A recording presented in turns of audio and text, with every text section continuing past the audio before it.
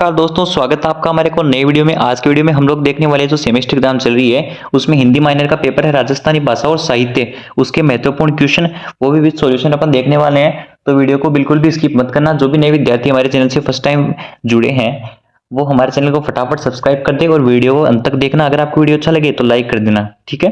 चलिए अब अपन बढ़ते हैं, फटाफट इंपोर्टेंट क्वेश्चन है वो अपन देखते हुए चलते हैं। तो अपने पेपर है उसका नाम है राजस्थानी भाषा और साहित्य। सबसे पहले अपने पेपर का क्या नाम है? राजस्थानी भाषा और साहित्य। तो इसके अपन इंपोर्टेंट क्वेश्चन है वो भी सॉल्यूशन अपन देखते हुए चलते हैं। सबसे पहले अपने पास आता है खंड ए यानी सेक्शन ए। तो सेक्शन ए के अपन इंपोर्टेंट क्वेश्चन देखते हैं। राजस्थानी भाषा की उत्पत्ति कब हुई?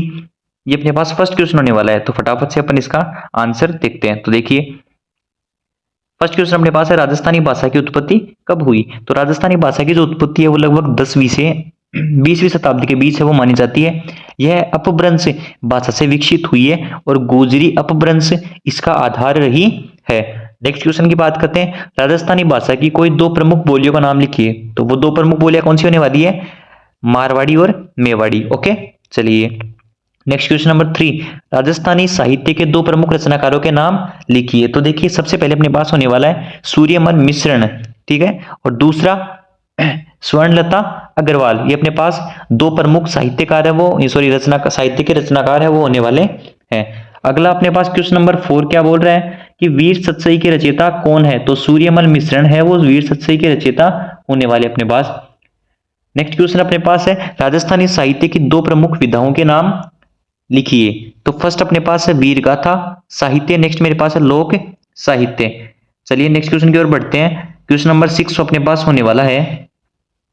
क्वेश्चन नंबर 6 देखते हैं। राजस्थानी लोकगीतों की कोई दो विशेषताएं लिखिए। तो राजस्थानी लोकगीतों में वीरता, प्रेम और लोक जीवन का सुंदर चित्रण मिलता है। नेक्स्ट, इन गीतों में सरल भाषा और लोक धुन का प्रयोग भी होता है। ओके, क्वेश्चन नंबर 7 देखते हैं अपन। कंवरलाल शर्मा का योगदान किस क्षेत्र में है? तो कंवरलाल शर्मा का जो योगदान है वो हाड़ौती बोली और साहित्य के क्षेत्र में रहा है। नेक्स्ट क्वेश्चन नंबर 8 देखते हैं। मीणा जाति की साहित्यिक परंपरा पर संक्षिप्त टिप्पणी लिखिए। तो मीणा जाति की साहित्यिक परंपरा में लोकगीत, लोक गाथाएं और वीर गाथाएं प्रमुख हैं। इनके इनके गीतों में सामाजिक जीवन, संघर्ष और परंपराओं का चित्रण होता है। ये अपने पास क्वेश्चन नंबर 8 होने वाला है। चलिए बढ़ते हैं अपन नेक्स्ट क्वेश्चन की ओर। क्वेश्चन नंबर 9 क्या बोलता है?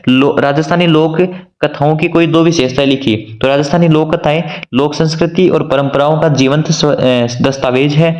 नेक्स्ट जो है इनमें नैतिकता, वीरता, मानवीय मूल्यों का सुंदर समावेश भी होता है। ओके, अब अपन देखते हैं लास्ट क्वेश्चन जो छोटा वाला है वो।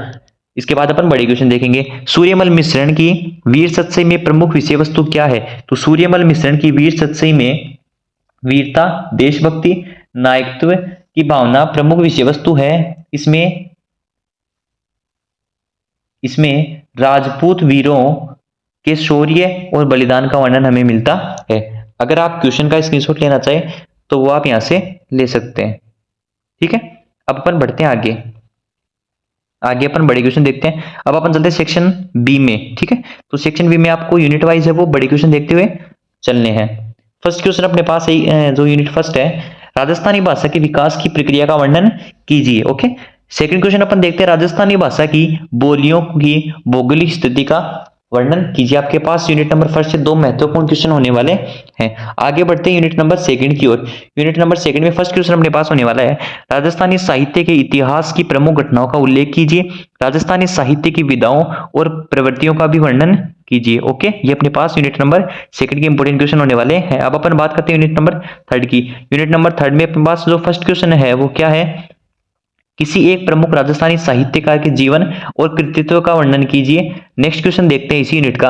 राजस्थानी लोक साहित्य की विशेषताओं पर प्रकाश डालिए। ये अपने पास नेक्स्ट क्वेश्चन होने वाला है क्या कि राजस्थानी लोक साहित्य की विशेषताओं पर प्रकाश डालिए। ओके, अब अपन बात करते हैं यूनिट नंबर 4 के इंपोर्टेंट क्वेश्चंस की।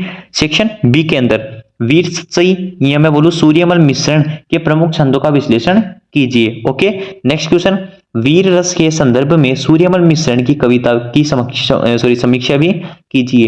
ये अपने पास बड़े क्वेश्चन होने वाले हैं सेक्शन बी के अंदर। अब अपन बात करते हैं खंड सी या मैं बोलूं सेक्शन सी की अपन बात करते हैं यहाँ पे सेक्शन सी की।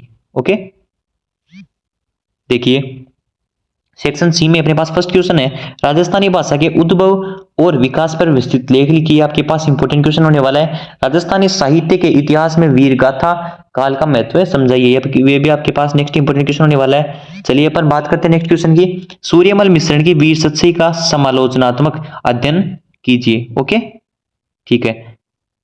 नेक्स्ट जो अपने पास क्वेश्चन है वो है, राजस्थानी लोक साहित्य में नारी चित्रण का विश्लेषण कीजिए। ये भी आपके पास इंपॉर्टेंट क्वेश्चन होने वाले हैं, तो इन क्वेश्चन को आप रट के जाना।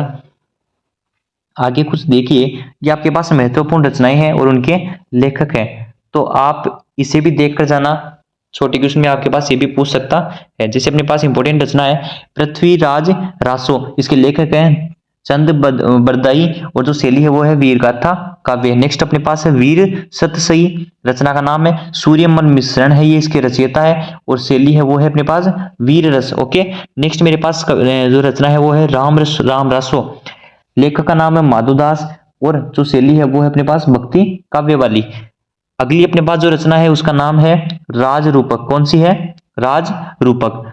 उसके जो लेखक है वो है मुकुंद राज, और जो शैली है वो है नीति काव्य। नेक्स्ट मेरे पास जो रचना है वो है पिंगल सूकर। कौन सी? पिंगल सूकर।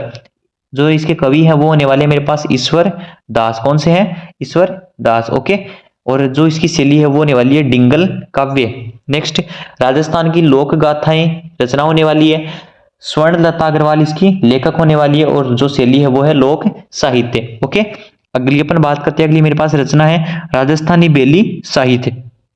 इसके कवि की बात करें तो नरेंद्र भाणावत है वो इसके कवि होने वाले हैं, और शैली की बात करें तो आधुनिक गद्य इसकी शैली होने वाली है। चलिए नेक्स्ट अपने पास रचना होने वाली है हाड़ौती बोली और साहित्य।